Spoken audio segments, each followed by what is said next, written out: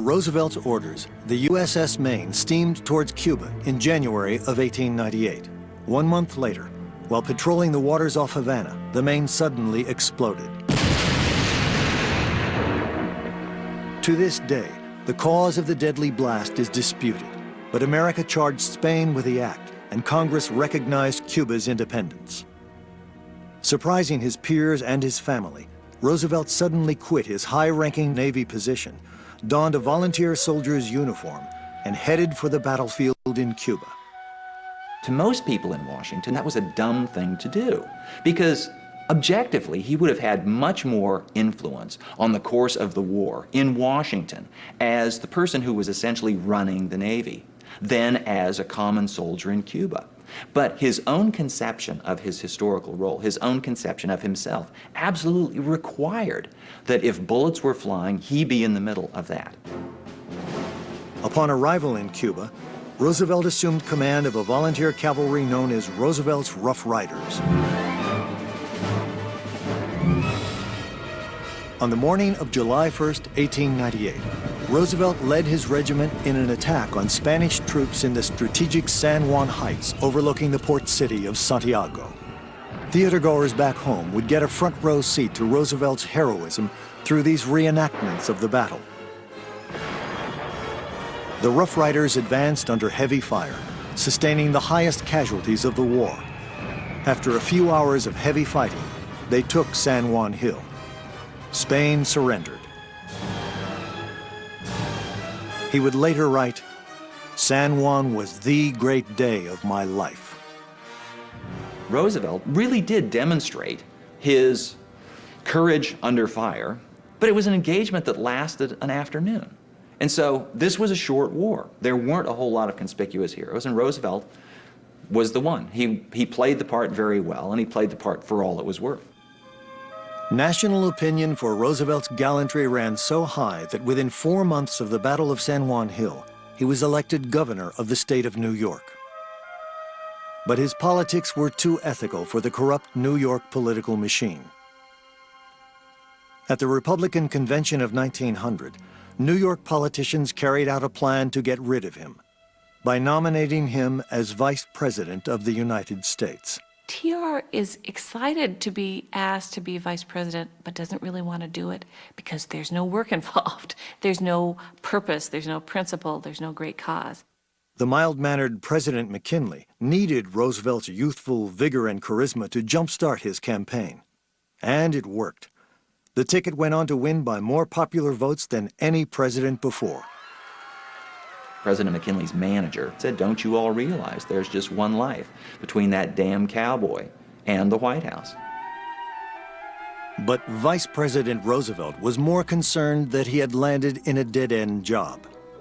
He gave speeches at the opening of medical colleges, war memorials, and even the YMCA. In the spring of 1901, he led the parade to open the Pan American Exposition in New York. But fate was about to play another hand in Roosevelt's life. On September 6th, President McKinley also visited the exposition. While shaking hands with admirers, he was shot by an assassin. For over a week, McKinley's life hung in the balance. But just when recovery looked hopeful, he suddenly died.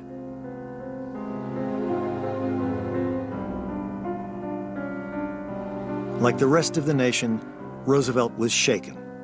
He would remark to Edith, "It is a dreadful thing to come into the presidency this way." At age 42, Theodore Roosevelt became the youngest American president in the nation's history.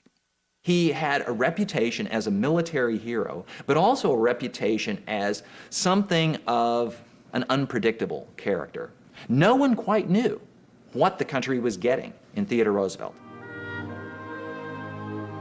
The American public loves the Roosevelts in the White House. The children make it their home. They throw snowballs at the White House policemen. They also throw icicles at the White House policemen. They roller skate in the East Room. They start little campfires in the backyard. They climb up the dumbwaiter. They bring a pony up the elevator. They have a lot of fun in the White House. As a husband and father, Roosevelt was generous and childlike. While First Lady Edith kept a tight rein on things, the new president would play with the children, crawling around on all fours beneath tables and behind chairs. He really had a very good relationship with his children. Some people have said that that's maybe because one of his best friends said, you know, you got to keep in mind that Theodore Roosevelt is really only 5 years old.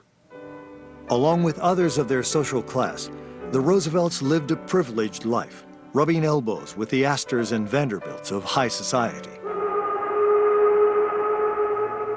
But for the working class American, life was quite different. The average income was $430 a year, a rate of $1.37 a day for a common 6-day work week. Yet immigrants continued to pour into Ellis Island by the hundreds of thousands, seeking new lives as working class Americans. This burgeoning labor force fueled the nation's industrial expansion. Huge fortunes were made by a handful of entrepreneurs. John D. Rockefeller was worth almost $1 billion. Banker and financier J.P. Morgan created the world's largest corporation. Andrew Carnegie would sell his steel business for almost $250 million. Roosevelt felt that this handful of rich individuals had a stranglehold on the nation's economy. After only 5 months in office, Roosevelt cast himself in the role of a presidential Robin Hood and attacked the captains of industry and their huge monopolies. Within a very short space of time, the country realized that they had a president like none they'd ever seen before. He should have been on the side of the Morgans and the Rockefellers, the very wealthy people. He was a man of inherited wealth. But he wasn't. In fact, he opposed the captains of industry. And so when Roosevelt denounced the malefactors of great wealth and the criminal rich, he knew perfectly well what he was doing. And he knew that for every vote that he lost in the silk-stocking Republican districts, he would gain 10 votes in the rest of the country. Roosevelt then turned to the public sector, launching a host of new social reforms promising a square deal for all Americans.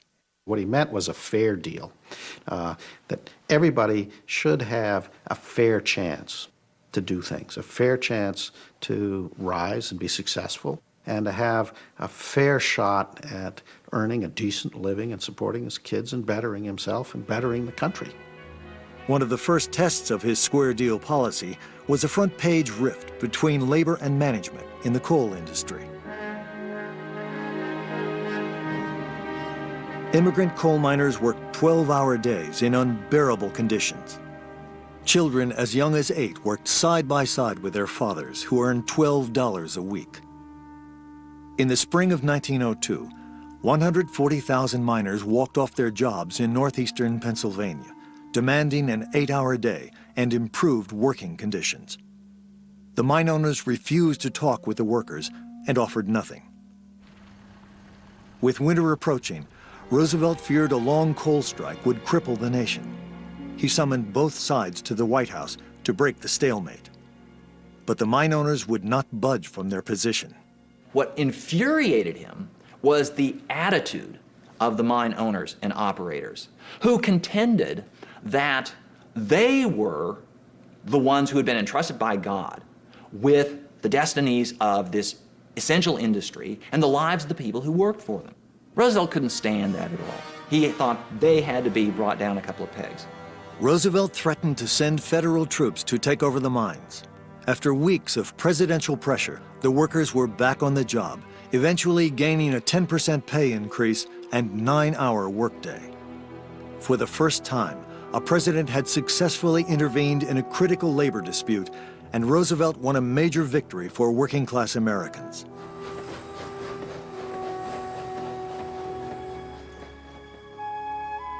The growing nation had a monstrous appetite for raw materials, and lumber was consumed even faster than coal. Most Americans thought the trees would go on forever. They had no idea that this was a problem. And so TR realized that his first job was to convince the American people that this was a problem. And he hammered away at the people with, the environment is for all of us, not just for the few. One of the things he once said was that our grandchildren will not blame us for what we have used, but what we have misused.